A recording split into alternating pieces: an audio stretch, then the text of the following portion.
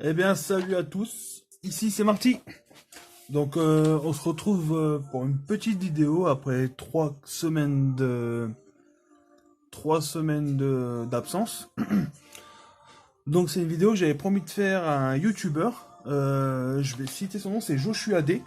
Donc, un jeune YouTuber qui fait des vidéos achats, qui présente des films d'horreur, etc. Et il avait fait un tag horrifique. Et je lui ai demandé si je pouvais répondre à ces questions en une vidéo. Il a accepté. Donc, il y a 10 questions au total, c'est un petit peu varié, mais toujours sur le thème de l'horreur. Donc, je vais commencer par répondre à ces questions. La question numéro un, c'est ton film d'horreur préféré et pourquoi?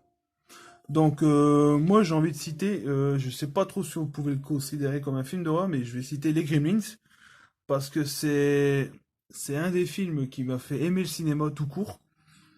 Voilà, c'est des souvenirs de jeunesse. Si je raconte l'anecdote, j'étais à l'école, je suis revenu en fin d'après-midi à 4h30, et mon père me dit ah, je t'ai enregistré un film qui est passé à la télé, qui devrait te plaire. Et ce film, c'était bien sûr Gremlins. Pardon. Et voilà, le Grande Claque, quoi, c'est un des films que j'ai dû le voir. J'ai dû le voir des centaines de fois. Le deuxième, j'adore aussi, mais je vais parler plus du premier. Voilà, j'ai beaucoup de produits dérivés de ce film-là. Si on considère toujours comme un film d'horreur, certains le considèrent comme un film de Noël. Moi, c'est plutôt un melting pot de plusieurs influences pour moi. Donc voilà, c'est vraiment un film coup de cœur gaming que j'adore. Anecdote aussi, je possède le dossier de presse de l'époque du second film. Ça pourrait être intéressant, je vous le présenterai peut-être dans une prochaine vidéo. Sinon, si on parle vraiment de films d'horreur vraiment, vraiment horrifiques, mon film d'horreur préféré, j'ai envie de dire La colline à des yeux. Mais le remake de Alexandre Aja. Parce que pour moi, c'est le parfait exemple de ce qu'on doit faire pour un remake, c'est-à-dire prendre prendre l'œuvre originale et pas se contenter de le repomper avec des moyens plus modernes. C'est y apporter quelque chose d'autre et c'est ce que pour moi Alexandre Aja a réussi à faire avec son remake de La colline à des yeux. Donc voilà pour la première. Donc la seconde question.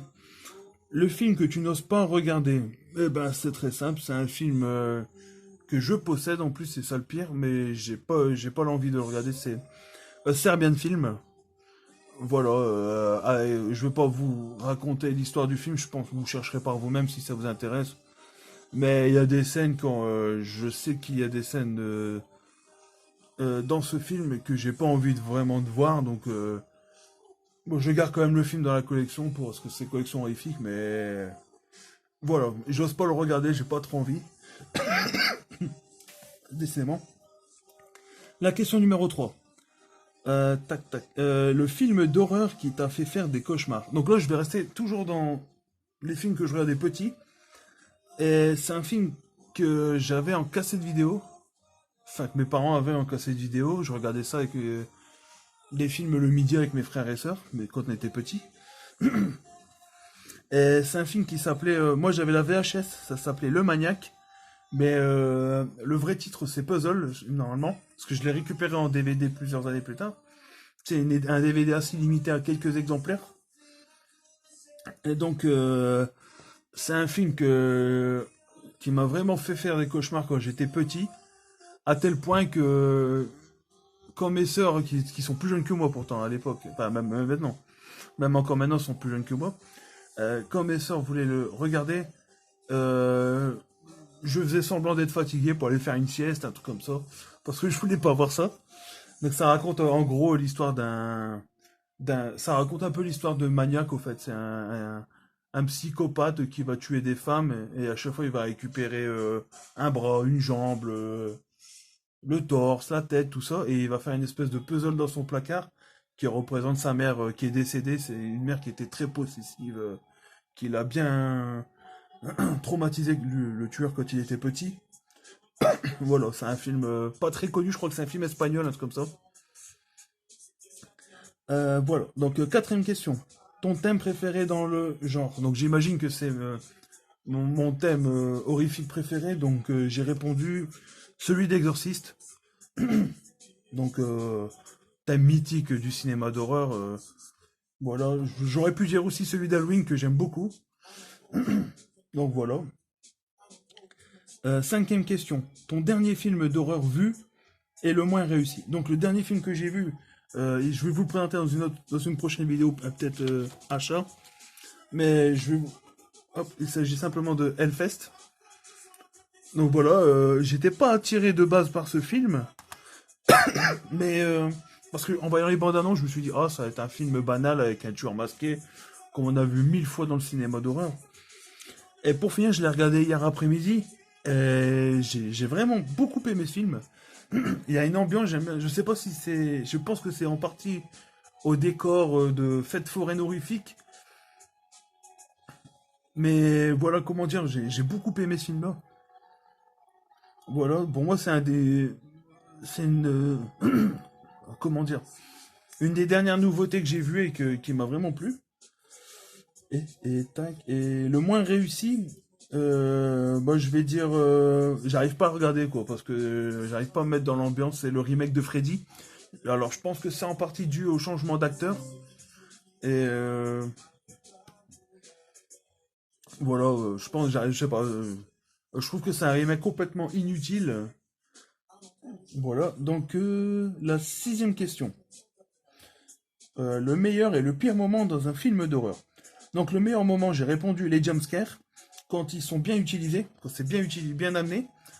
Parce que vous avez beaucoup de films où les jumpscares apparaissent comme ça.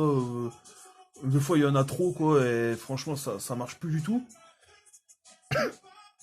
Quand c'est bien amené dans certains films, ça c'est cool. Et Et le pire moment, bah, j'ai répondu, c'est quand la meuf elle est poursuivie par un tueur ou un monstre ou n'importe quoi, et que comme d'habitude, à chaque fois, bim, elle se casse la figure. Donc ce qui permet au tueur de se rapprocher et tout ça de sa victime. Voilà, ça c'est systématique au film d'horreur, on dirait qu'on peut pas y échapper. La septième question, donc, comment regardes-tu un film d'horreur et à quelle période de la journée? Alors, quand je suis disponible la journée, que j'ai rien à faire du tout, ou alors tard dans l'après-midi, je vais plutôt, je regarde souvent des films après le repas, donc après avoir mangé, donc le midi. Sinon, non, plutôt en soirée, quoi, à partir de 20 h quelque chose comme ça, quoi. Quand je sais que je vais être tranquille, quoi. Huitième question. Ta première scène d'horreur. Alors, je vais dire un des premiers films d'horreur qui m'a vraiment marqué, que c'est un grand classique de Georges Romero, c'est La Nuit des Morts Vivants. Et la première scène, c'est une des scènes qui se passe tout au début, quand Barbara est dans le cimetière avec un monsieur, je sais plus si c'est quelqu'un de sa famille ou un collègue, et il parle comme ça pour se faire peur qu'il y a des zombies, enfin tout ça, et là, il fait un peu peur à Barbara. Et d'un coup, il fait, ils viennent te chercher, Barbara, parce qu'on voit une espèce de zombie arriver dans le cimetière, quoi.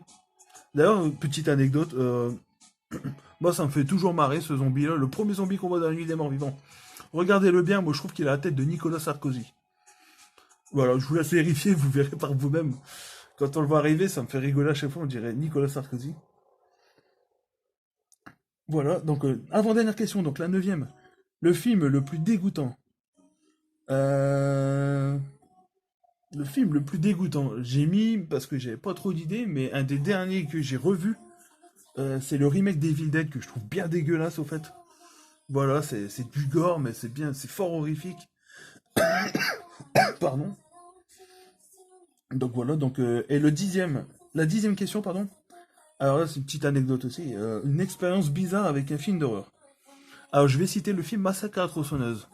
Quand j'étais dans ma grosse période adolescent de films d'horreur, au moment du remake de Massacre à la tronçonneuse, j'avais regardé le remake justement la veille au soir. Et le lendemain, bah, je me lève le lendemain matin avec très bonne heure quoi. C'est l'hiver donc il fait encore nuit à 7-8 heures du matin, il fait encore nuit. Donc on était un dimanche. Et je vais promener mon parc dans un jardin qui est derrière chez moi, en fait. Mon parc, je vais promener mon parc. Je vais promener mon chien dans un parc qui est derrière chez moi. Et au loin, on entendait des gros bruits de... Et là, je me suis mis à repenser au film Massacre à la tronçonneuse. Et je me suis vite barré du parc, au fait, parce que je sais pas pourquoi. C'était sûrement un moteur de mobilette ou je sais pas quoi, ou de scooter. Mais le bruit ressemblait au bruit que j'avais entendu la veille dans le film Massacre à la tronçonneuse. Et voilà, comme petite anecdote un peu marrante. Donc ben voilà, je vous remercie d'avoir suivi cette vidéo. Je vous dis à la prochaine. Donc la prochaine vidéo, ça sera un compte rendu achat. J'ai quelques Blu-ray à vous présenter, notamment des films plutôt récents comme le Joker, tout ça, donc je tease un petit peu. Une chose que je demande jamais, n'hésitez pas à vous abonner à la chaîne, ça me ferait grandement plaisir. Je me suis lancé un défi, je suis à 76 abonnés d'arriver à 100. Ça me ferait grandement plaisir parce que les vues sont là, donc c'est super. Après, je suis pas en train de quémander, rien du tout, mais voilà, quoi, ça me ferait super plaisir d'atteindre le chiffre 100. C'est un objectif que je me suis fixé, c'est pas énorme en plus. Et je sais que vous en êtes capables, vous les abonnés ou les personnes qui regardaient la vidéo, donc n'hésitez pas à la partager la vidéo, à liker, à commenter mes anecdotes, mes films choisis. Et voilà, ben, je vous souhaite une bonne journée, une bonne soirée, tout dépendra du moment où vous regardez cette vidéo. Et comme le dit la chanson, je vous souhaite tout le bonheur du monde. Bye!